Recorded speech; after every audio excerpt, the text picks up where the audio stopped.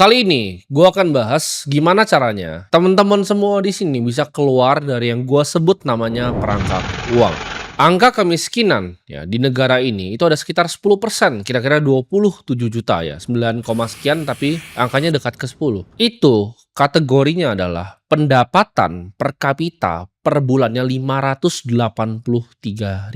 Gue nggak tahu teman-teman bisa definisin miskin seperti apa, apakah nggak punya rumah atau bagaimana. Tapi yang kita sama-sama tahu di negara ini hidup dengan 1 juta saja sudah kelihatannya mustahil. Jadi berapa nih sebenarnya angka yang kita bisa kategorin miskin? Kalau dari BPS saja kira-kira 9, sampai 10%. Ya, yang menurut mereka miskin. Yang menurut gue miskin mungkin lebih ke 40%. Jadi kita harus paham bahwa dengan sistem uang yang seperti sekarang ya, perangkap-perangkap ini yang bikin orang itu tidak bisa ya naik ke level yang lebih tinggi. Kalian kira keluar dari perangkap ini adalah hal yang gampang ya kan? Mungkin kalian di kampung, kalian beraspirasi jadi pemain bola ya, berharap bisa jadi kaya, tapi tidak segampang itu teman-teman ya. Perangkap uang ini sangat real. Kenapa? Karena kalian tuh nggak punya pengetahuan dan nggak punya pengertian akan uang. Kita bisa lihat banyak pemain bola yang dulunya sangat terkenal dan sekarang itu jatuh miskin. Bukan cuma pemain bola, artis pun sama.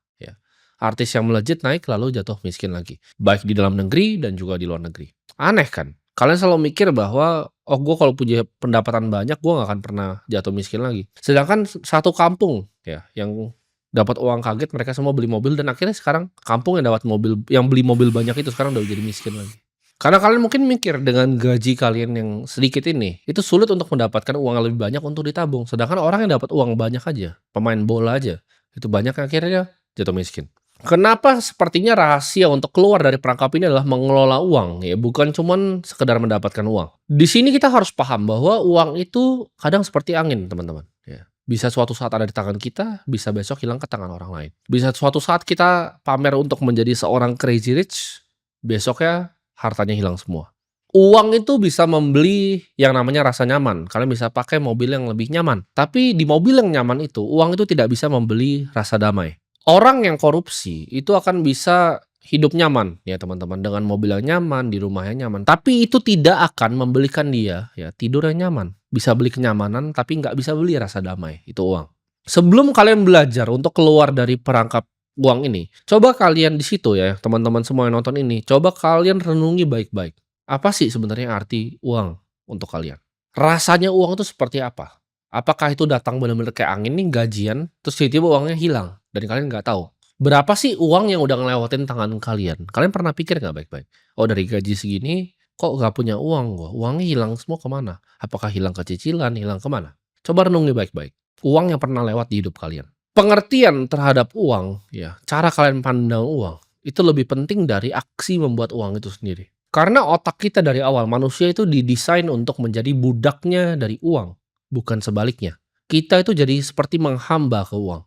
Bukan bikin uang tuh budak kita, justru untuk melakukan hal-hal untuk kita. Uang sendiri itu hanya representasi, ini gue sering bahas ya, uang sendiri itu hanya representasi dari sebuah value yang kalian kasih ke masyarakat. Tapi orang banyak yang akhirnya mendewakan uang sampai menghamba ke uang, mikir uang itu adalah segalanya dan ngambil semua jalan pintas. Padahal itu hanyalah representasi dari value. Uang tanpa pengertian tentang uang yang benar, itu seperti rumah yang kalian bikin tanpa fondasi atau rumah yang kalian bikin di atas pasir. Ketika badai menerpa, ketika hujan deras di situ, ya, ketika ada angin yang kencang sedikit, rumahnya roboh karena nggak punya fondasi yang kokoh. Untuk bisa paham tentang uang, kalian harus bisa mampu untuk agak zoom out sedikit ya. Kalian pikir sedikit ya, cara uang ini bekerja seperti apa. Kalian mungkin melihat orang yang punya harta ya, misalnya dia punya, oh dia total kekayaan dia adalah sekian misalnya, berapa T gitu. Kalian langsung mungkin terbesit di pikiran kalian, ini pasti dia curangin siapa nih, siapa yang dia tipu, siapa yang dia manfaatkan untuk sampai situ. Tapi kalian nggak pernah pikir orang itu sebagai seberapa besar value yang dia pernah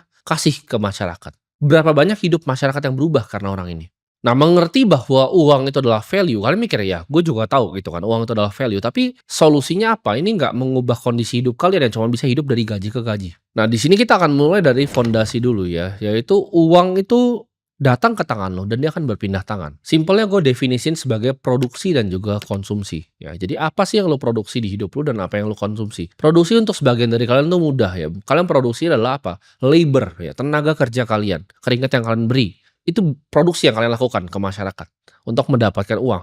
Jadi untuk dapat uang itu perlu yang namanya produksi, dan untuk ngeluarin uang itu perlu namanya konsumsi. Produksinya apa? Oke, gua kerja untuk digaji, itu produksi yang lo lakukan. Konsumsinya apa? Konsumsinya oke, gua subscribe Netflix, itu konsumsi. Oke, gua ambil cicilan rumah, itu konsumsi. Ini kalian timbang dulu nih, produksi gua apa dan konsumsi gua apa. Ini step awal untuk mengerti tentang kondisi keuangan kalian. Orang kan suka cari, misalnya kan siapa net worth-nya berapa gitu kan, hartanya berapa, dia kekayaannya berapa. Net worth itu simple, itu adalah total produksi seumur hidup dia dikurang konsumsi seumur hidup dia. Kalau kita ambil base senario bahwa uang itu adalah value, otomatis orang yang produksinya lebih banyak ke masyarakat dibanding konsumsi dia di masyarakat, value-nya lebih tinggi di masyarakat. Nah, coba lu renungkan itu sedikit ya. Produksi lu itu berapa, konsumsi lu itu berapa. Coba catat baik-baik. Hitung. Pikir setiap uang yang masuk berapa, setiap uang yang keluar berapa. Karena kalau lu nggak paham tentang uang lu ya, lu gimana caranya bisa mengelola uang. Lu aja nggak tahu kalau gua tanya total produksi lu berapa, total konsumsi lu berapa. Numbernya, angkanya nih nggak ada nih. Konsumsi gua per bulan tuh berapa? Nggak ada angkanya. Berapa sisanya antara dari produksi bulan ini dan konsumsi bulan ini? Adakah dari sisa itu yang lu bahkan belikan aset sedikit, atau semuanya lu habisin buat konsumsi lagi? Gua kan bahas ya dari dimensi mana nih untuk memperbaiki ini. Ya paling enak dua-duanya gitu kan, naikin produksi, turunin konsumsi, ya pasti tambah jauh gapnya. Savings rate-nya naik. Tapi simpelnya adalah naikin produksi dulu gitu. Karena konsumsi itu gue selalu bilang ada batasnya ya, untuk kita kurang-kurangin. Karena ketika konsumsi lu udah rendah, lu mau nggak makan itu nggak bisa ya. Lu harus naikin yang namanya produksi lu ke masyarakat. Konsumsi itu kuranginnya terbatas, sedangkan produksi itu naiknya tak terbatas. Jadi kalau lu punya produksi yang luar biasa besar, nggak masalah lu konsumsi yang luar biasa besar juga. Gua akan kasih contoh ya, kalau kalian mungkin nyari di YouTube sekarang ya, kalian ke YouTube atau cari blog-blog di Google gitu kan, kalian cari nih, misalnya tips keuangan, ya kan, nanti akan keluar beberapa YouTuber. Kalian cari coba ke bawah-bawah, kalian scroll ya.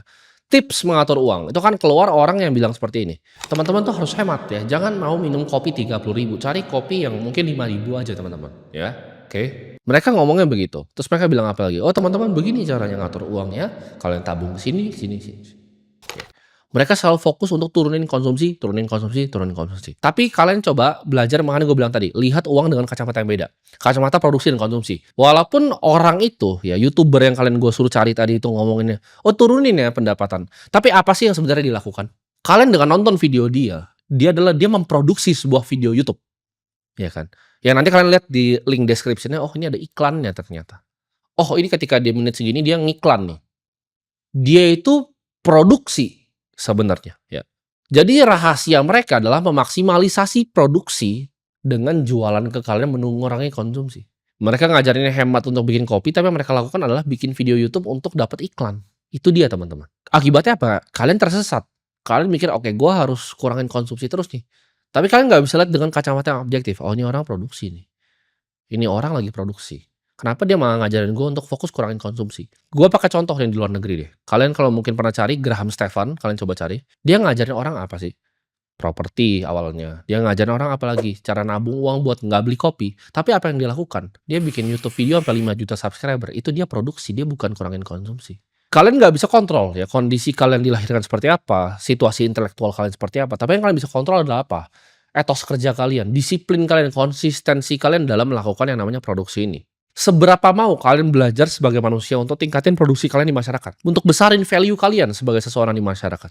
Orang dengan skill yang makin tajam, otomatis produksinya akan makin besar. Fondasi pertama, ya, setelah kalian paham tentang ini, walaupun kalian belum bisa naikin produksinya, tapi at least kalian punya tabungan, ya. Punya reserve, gue sebutnya. Reserve selama 12 bulan dari konsumsi kalian. Ini kalian harus punya. Sebelum mulai investasi apapun, mau bikin uang ganda, lu harus belajar untuk menyimpan energi sebelum bisa menyalurkan energi. Ya. Karena gue udah lihat banyak hal yang terjadi di dunia ini, orang kehilangan semua uangnya ketika ekspansi restoran besar-besaran di COVID. Ketika ekspansi besar-besaran, ada kena hantam dari regulasi. Ketika mau ekspansi tambang nggak dapat izinnya. Banyak yang udah gue lihat di bumi ini ya gitu. Jadi kalau kalian belum punya ya reserve ini, jangan ngapa-ngapain. Simpan uang ini ketika hujan itu nanti datang. Gak usah FOMO untuk gandain uangnya. Jangan. Lu belum punya uang. Ya.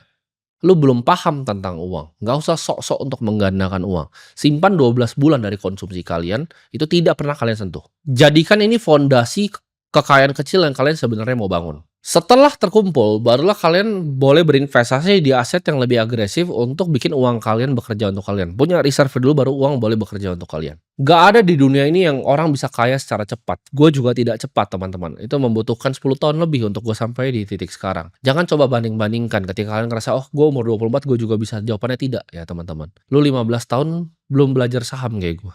Lu belum investasi kripto di 2016. Semua orang tuh punya jalan hidupnya masing-masing dan berbeda ya. Lu hanya bisa lakukan yang terbaik dengan apa yang sekarang ada di kondisi lu. Makanya ini butuh waktu gitu untuk berpikir tentang kondisinya. Produksi gue tuh apa sih? Apa yang gue bisa jago? Skill apa yang gue bisa tingkatkan untuk bisa meningkatkan produksi gue? Nah, konsumsi ya, simple. Lu mau hanya kelihatan saja punya duit atau lu mau beneran punya duit gitu kan.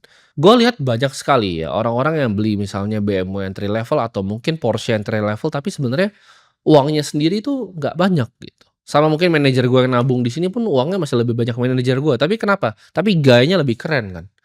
Nah itu yang kalian harus bisa bedain. Ya, lu mau kelihatan kaya atau mau jadi kaya beneran? Karena di dunia ini ada orang yang sebenarnya nggak punya duit tapi dia terlihat kaya. Ada orang juga yang sangat kaya tapi tidak terlihat seperti orang yang punya duit.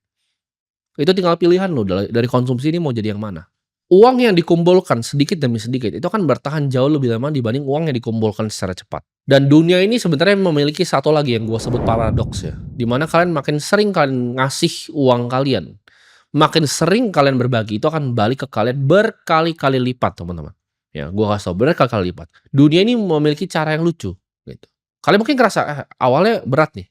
Tapi coba lu biasain untuk ngasih ke orang ya. Ketika lu ngasih ke orang, uang itu balik bener-bener ya teman-teman. Gua ngalamin ini sering sekali karena gue suka banget iseng gitu. Gue bagi-bagi. Uang itu balik berkali-kali lipat di luar yang kalian bayangin. Ya. Dan itu cara dunia ini bekerja. Dan selalu ingat, tidak ada orang yang selalu berada di atas ya di bumi ini. Selalu ada siklusnya. Kekuasaan pun selalu berputar. Kadang di atas rodanya, kadang juga di bawah. Jadi selalu siapkan untuk masa-masa hujan.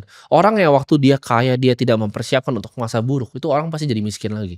Kalau lu lihat keluarga yang sudah bertahan 3 sampai 4 generasi, mereka udah ngalamin ups and downs-nya banyak gitu. Pabrik mereka dibakar, ada yang meledak, ada yang kena resesi, krismon kena lagi. Mereka udah ngalamin banyak, teman-teman, ya. Dari situ mereka belajar untuk ketika posisi lagi di atas, nabungnya yang banyak. Ketika posisi yang banyak, besarin reserve-nya. Energi simpan dulu sebelum disalurin ke orang lain. Cara keluar dari perangkap sederhana ya. Renungkan dulu produksi dan konsumsi, mana yang bisa dikurangi, mana yang bisa ditambah. Ketika sudah itu, kumpulkan dulu reserve selama 12 bulan dari total konsumsi kalian. Jangan nyicil dulu, ya, jangan beli motor untuk gaya dulu. Decide dulu, mau kelihatan kaya atau mau jadi beneran kaya. Rajin menabung aset ya, sedikit demi sedikit. Nggak perlu cepet-cepet ya, nggak ada yang perlu cepet-cepet jadi kaya. Ya, sabar aja, pelan-pelan. Disiplin, konsisten, dan fokus. Tingkatkan ilmu dan pengertian kalian terhadap uang. Ya, gue sebutnya pengertian. Kalian harus ngerti apa ini uang. Dan yang terakhir adalah jangan lupa berbagi dan jadi manfaat untuk masyarakat. Karena itu akan balik ke kalian di cara yang kalian nggak tahu.